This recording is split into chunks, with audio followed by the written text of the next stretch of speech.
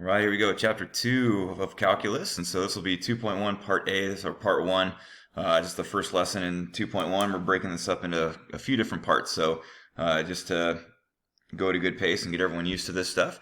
We are now getting into officially the chapter on derivatives, so it starts out with basically the definition of a derivative, which you guys have been through quite a few times already this year, because we sprinkled in this idea of the difference quotient several times throughout the year, which is basically just your slope formula, right? This is like doing y minus y over x minus x. On bottom, we always simplify this because if my first x is x plus delta x, and my second x is just x, right? So here's an x, and this is another x right here. Well, on bottom, when you do x minus x, if I did this x minus this x, you can see that these x's would cancel and I would be left with just delta x. So it's still y minus y over x minus x, but we simplify the bottom because when you subtract, those x's would cancel. But anyway, so just finished our chapter on limits. So we're looking at the limit as delta x approaches 0, and we run into the same issue we ran into before, where you could not do direct substitution because that would create that 0 denominator. But what you're going to find as we go through all these examples, and as you do this within the book, if you do this process correctly, the delta x on bottom should cancel with a delta x on top, allowing you to then do direct substitution. And so that's kind of where this is headed. So that's kind of the main focus for today, the tangent line problem. When you get into a tangent line, so if this is my curve, a tangent line is just a line that would only hit this curve at one point.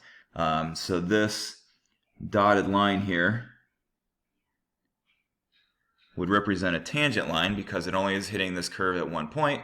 So the issue we run into with something like this is how do you get the slope of a line if you only have one point, right? And that's really like where calculus comes in, is to be able to get slopes with only having one point. And so that's all kind of beginning now with this difference quotient idea. So I'll show you one real quick and then we'll walk through one together. But if I were to do this on the function x squared, so remember, if this is my first x, so x plus delta x is getting subbed in for this, and then x is getting subbed in for this, and that's what's creating the numerator. So I'll pull it up real quick so you can just see it. There you go.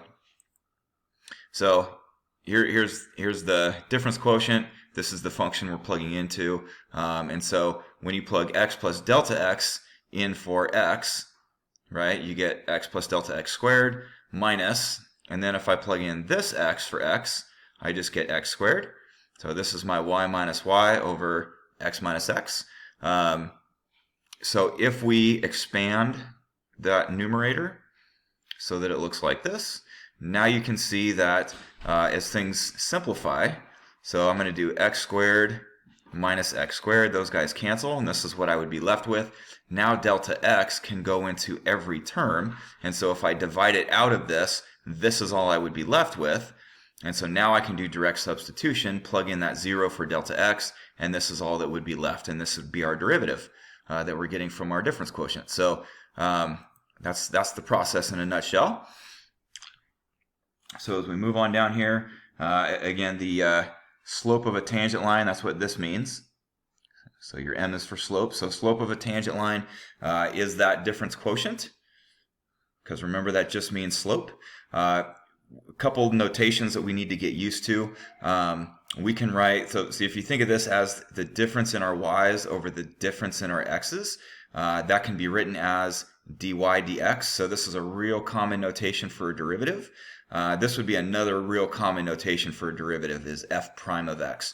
So this, and this all mean the same thing, right? So, but where all this is headed, just to give you a quick glimpse, is remember, if this is our slope, that means a derivative is simply a function for slope.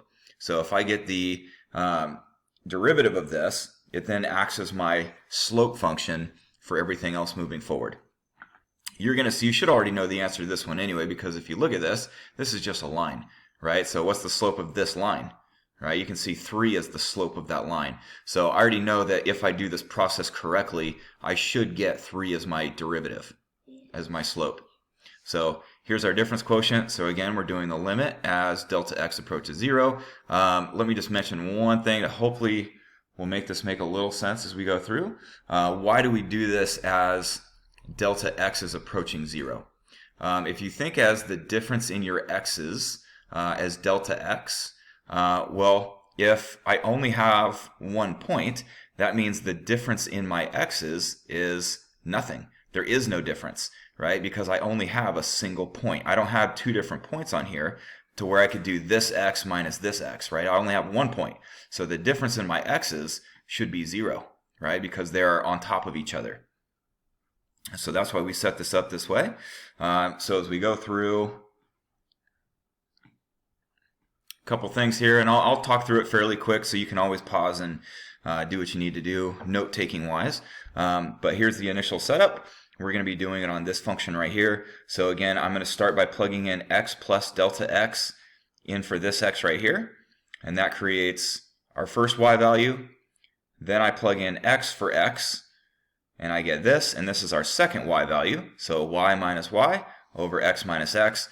And that's our setup. So all we have to do is simplify this as far as it should go.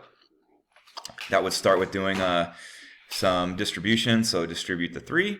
You're going to distribute that negative over here on the right side. So that's going to look like this. You should have quite a bit here that will cancel for you. The 3x and the minus 3x would cancel. Your 2 and negative 2 would cancel. And this is all you would have left.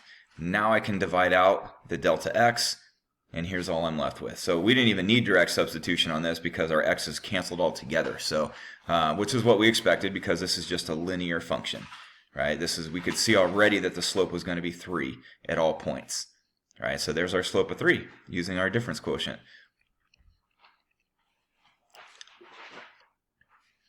Because there was no x left in this answer, that's why this statement is true. So everywhere you're at on this line, because it's linear, the slope everywhere on this line is 3, no matter where you are, right? It doesn't change like it would on a curve, like the one I drew up above. So here's a case where it would change.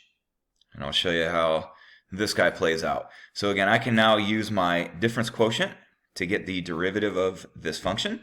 So again, here's our difference quotient. We're going to start by using x plus delta x as our first x. So we're going to plug that in right here. And that's going to give us this guy. Then we plug in x for x and get this guy. So now I'm looking at y minus y over x minus x, and the rest is going to be to simplify. Remember, this should always cancel out with a factor on top if we do this right. So first thing we did over here was join these guys together by getting common denominators. So that gives you this look right here. If you expand your squared functions, we're going to get this look down here. Because the delta x is also a denominator, it can be placed as a denominator in the overall fraction, right? And so we're just taking this and rewriting it to look like this so that it doesn't look like a complex fraction. It looks more like a simple fraction. We just keep going and simplifying as far as you can. So you'll distribute the negative. You'll see that allows some things to cancel out, like x squared minus x squared can cancel. So we're just going to keep going on that. Simplify as far as you can. Once we get to this point, where I said this delta x could now cancel out with this delta x and this delta x. Right? You have 2 terms on top. This is your first term. This is your second term. So each one of those can divide out the delta x. And that's going to leave you with this expression right here. And this one is now at a point where we could do direct substitution with delta x, right? So, because if I plug in 0 for delta x, this guy goes away, this term goes away, this term goes away, and all I would be left with is an x to the 4th on bottom and negative 2x on top. So, because I no longer have 0 in my denominator, I'm allowed to make that step. And then I could take out an x from the top and from the bottom, and that would leave me with that simpler fraction that we see right here. So this would now be the derivative of this function right here. And so eventually what we'll end up doing with this is once you get this derivative expression, I can now find the slope at any point on this curve just by plugging in a number for x. So now if I wanted to know what is the slope where x equals 3, well, I could just plug in a 3 right here, and that would now tell me the slope of a tangent line that passes through this curve at that point. And so that's eventually what we'll be using these guys for. So that's it for part 1.